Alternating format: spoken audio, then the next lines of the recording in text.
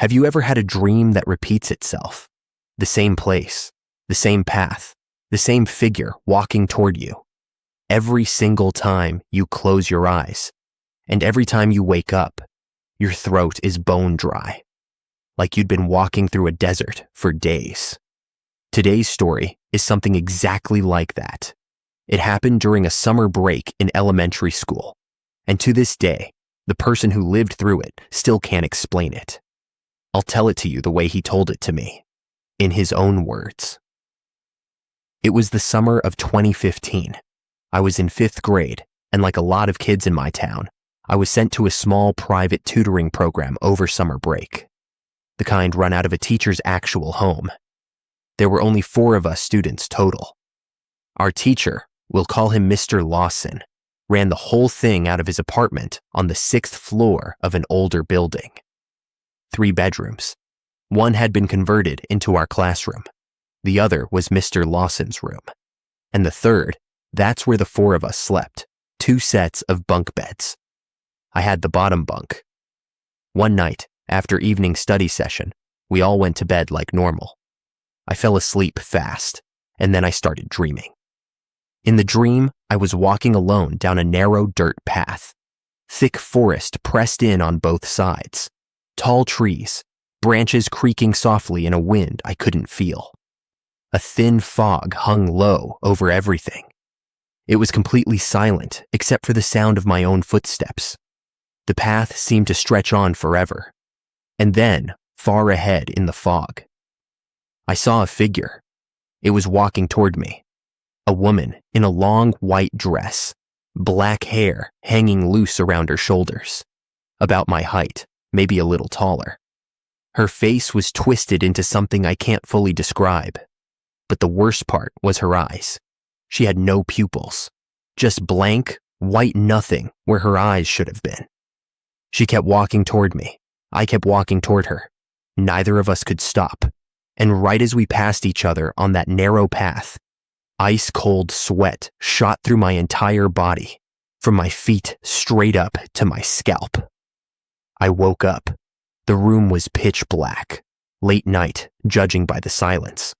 My breathing was the only sound I could hear, and I was thirsty. Unbelievably thirsty. I reached over to the nightstand, found my water glass. It was half full, and drank the whole thing in one go.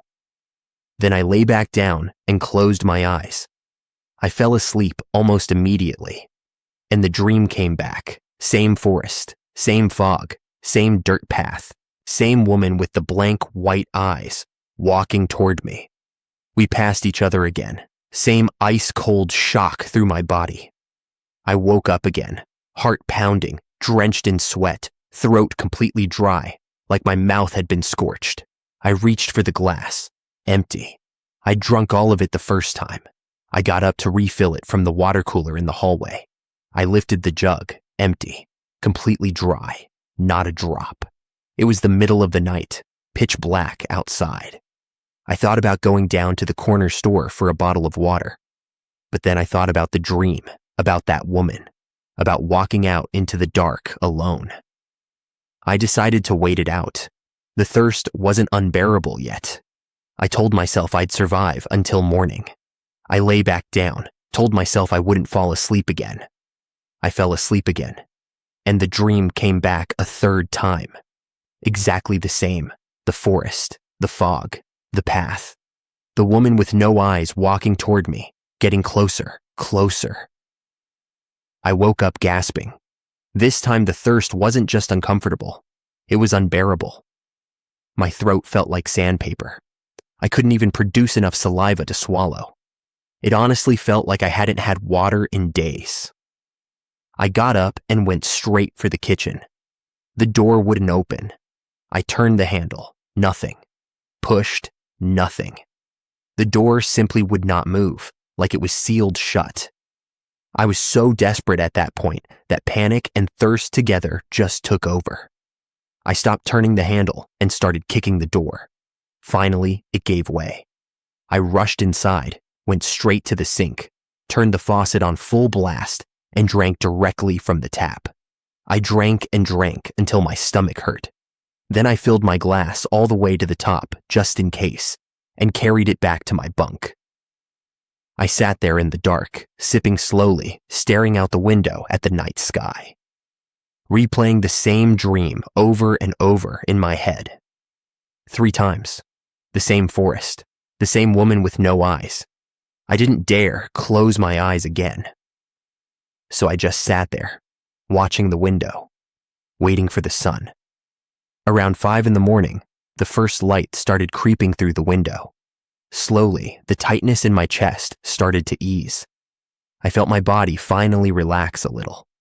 I lay back down, not to sleep deeply, just to rest my eyes, and dozed lightly until about 6:30, when Mr. Lawson knocked on the door to wake us up for the day. I sat up. My glass on the nightstand was still full to the brim, exactly how I'd left it. I got up to dump it out in the kitchen and walked past the water cooler in the hallway. The jug was half full, not empty like it had been in the middle of the night. Half full, normal. I went into the kitchen. Door opened with a simple push, no resistance at all. I remembered suddenly that this kitchen door had a broken lock. It had never closed properly, let alone been impossible to open. I tried the water cooler again. Water flowed out normally, filling my cup without any issue. Everything that had been wrong in the night was completely fine in the morning. That same day, I started feeling sick, dizzy, nauseous. I figured it was from drinking so much tap water in the middle of the night. By lunchtime, I couldn't eat anything at all. My parents picked me up, took me to the doctor, and I spent 2 days at home recovering before I felt normal again. After that, the program continued like nothing had happened, but I never had that dream again. Not once.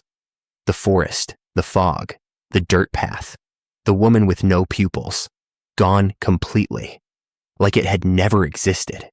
To this day, I have no explanation for any of it. Why that woman appeared in my dreams 3 times in a row. Why I woke up each time more thirsty than any human being should ever be. Why a water cooler that was full just hours earlier was suddenly bone dry at midnight and back to normal by morning. Why a kitchen door that had been broken for years suddenly refused to open and then opened just fine the next day. None of it adds up. None of it ever will. But ever since that night, I picked up a habit I've never been able to shake. I never gulp water anymore. I sip it, slowly, like tea. 1 glass can take me an entire day to finish. Maybe it's just a habit, or maybe some part of me is still afraid that if I drink too fast, something out there will notice I'm thirsty again.